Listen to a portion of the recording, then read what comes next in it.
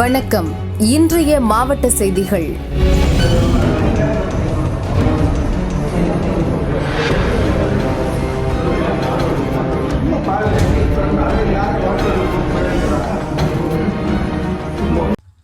தமிழக சட்டசபைக்கு வரும் ஏப்ரல் 23 தேர்தல் நடைபெறவுள்ள சூழலில் தேர்தல் துறையினர் தீவிர கண்காணிப்பில் ஈடுபட்டு வருகின்றனர். கிடைக்கிற தகவல்களின் அடிப்படையில் பல்வேறு இடங்களுக்கு சென்று சோதனையும் நடத்தி வருகின்றனர்.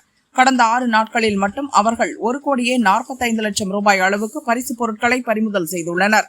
இந்நிலையில் திருமங்கலம் தொகுதி அதிமுக எம்எல்ஏவும் முன்னாள் அமைச்சருமான RB உதயகுமார் அலுவலகத்தில் 5வது முறையாக இன்று சோதனை நடத்தினர். இதற்கு முன்பு நடத்தப்பட்ட 4 சோதனைகளின் போதும் எந்த பொருள்களையும் தேர்தல் துறையினர் கைப்பற்றவில்லை. இருப்பினும் திமுகவினரின் அழுத்தம் காரணமாக தொடர்ந்து அதிமுக எம்எல்ஏ அலுவலகத்தில் சோதனை நடத்துவதாக அதிமுகவினர் குற்றம் சாட்டினர். போலீசார் உதவியுடன் தேர்தல் துறையைச் சேர்ந்தவர்கள் உதயகுமார் எம்எல்ஏ அலுவலகத்துக்கு வந்தபோது அதிமுகவினர் அவர்களை அழைத்துச் சென்று சோதனை செய்வதற்கு ஒத்துழைப்பு அளித்தனர்.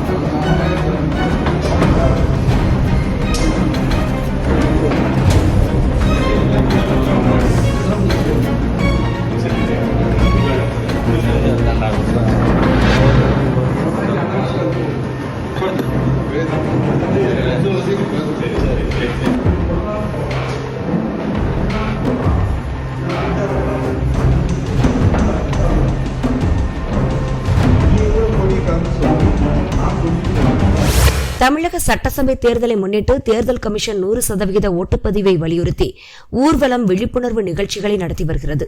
அந்த வகையில் சிவகங்கை மாவட்டம் மானாமதுரையில் 100% ஓட்டுப்பதிவை வலியுறுத்தி வாக்காளர்களிடையே விழிப்புணர்வு ஏற்படுத்தும் வகையில் நகர்ப்புற மற்றும் கிராமப்புற பகுதிகளில் வித்தியாசமான வகையில் விழிப்புணர்வு ஏற்படுத்தினர். நிகழ்ச்சிக்கு தேர்தல் நடத்தும் அலுவலர் ராஜாசிங் மற்றும் உதவி தேர்தல் நடத்தும் அலுவலர்கள் கிருஷ்ணகுமார், ரத்தினவேல் பாண்டியன் ஆகியோர் தலைமை வகித்தனர். வருவாய்த்துறை அதிகாரிகள், அலுவலர்கள் மானாமதுரை தாலுகா அலுவலகத்திலிருந்து தேங்காய் பழங்கள் தட்டுடன் ஆட்டுக்கிடாய்களோடு சீருடை அணிந்து மேள தாளங்கள் முழங்க கரகாட்டத்துடன் பொன்னக்குளம், மிளகுனூர், ராஜகம்பீரம் உள்ளிட்ட பல்வேறு கிராமங்களில் விழிப்புணர்வு ஏற்படுத்தினர்.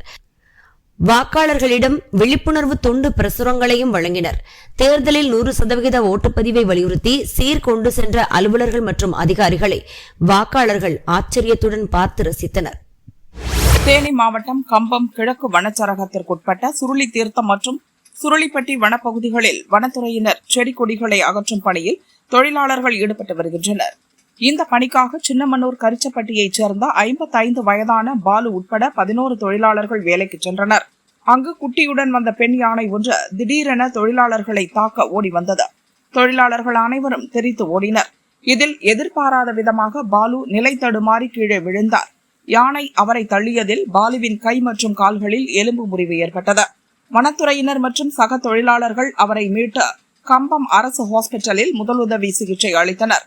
பின்னர் மேல் சிகிச்சைக்காக தேனி அரசு ஹாஸ்பிட்டலில் அட்மிட் செய்தனர். அவருக்கு தீவிர சிகிச்சை அளிக்கப்பட்டு வருகிறது.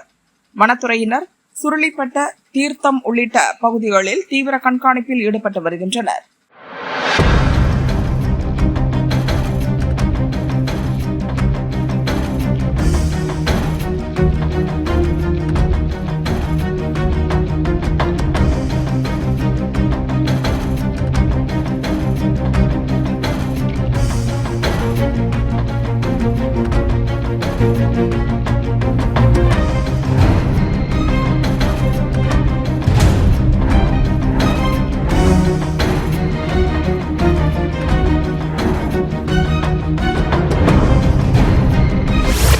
தண்ணீர் தினத்தை முன்னிட்டு இன்று வைகை நதி மக்கள் இயக்கம் சார்பில் மதுரையின் நீர் ஆதாரமாக விளங்கும் வைகை ஆற்றை பாதுகாப்பதற்கான உறுதிமொழி ஏற்பு நிகழ்ச்சி யானைக்கல் கீழ்ப்பாலத்தில் நடைபெற்றது. இதில் வைகை நதி மக்கள் இயக்க தலைவர் வைகை ராஜன் தலைமை வகித்தார். ஏராளமான பொதுமக்கள் வைகை ஆற்றை பாதுகாப்பது என உறுதிமொழி ஏற்றனர்.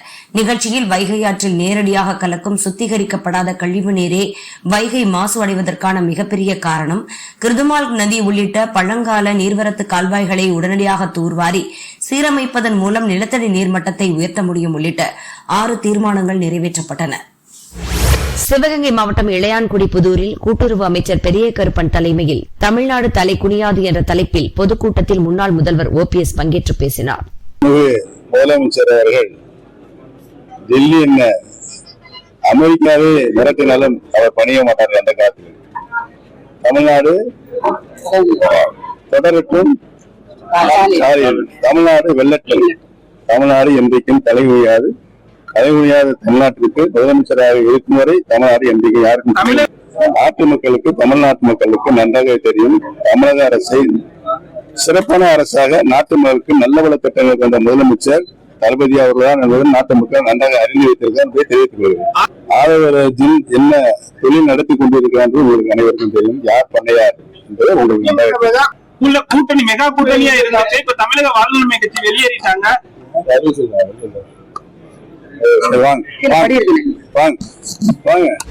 புதுக்கோட்டை மாவட்டம் வடகாடு அருகே உள்ள மேலப்புல்லான் விடுதி கிராமத்தில் கரிகாலன் என்பவருக்கு சொந்தமான பட்டா நிலம் உள்ளது.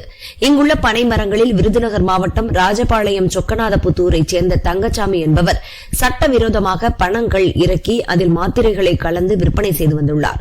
விற்பனை செய்த கல்லை நெடுவாசல் மேற்கு அரண்மனை தோப்பு பகுதியைச் சேர்ந்த சக்திவேல் வயது 41, அவரது மனைவி வாசுகி வயது 30, அவர்களது குழந்தைகள் ஹரீஷ் வயது 11, லிகின் வயது 9 ஆகிய 4 பேர் வாங்கி குடித்தனர். அவர்களுக்கு உடல்நல குறைவு ஏற்பட்டு வயிற்றுப்போக்கு காரணமாக ஒரே குடும்பத்தைச் சேர்ந்த 4 பேரும் பட்டுக்கோட்டையில் உள்ள தனியார் ஹாஸ்பிட்டலில் அட்மிட் ஆகினர்.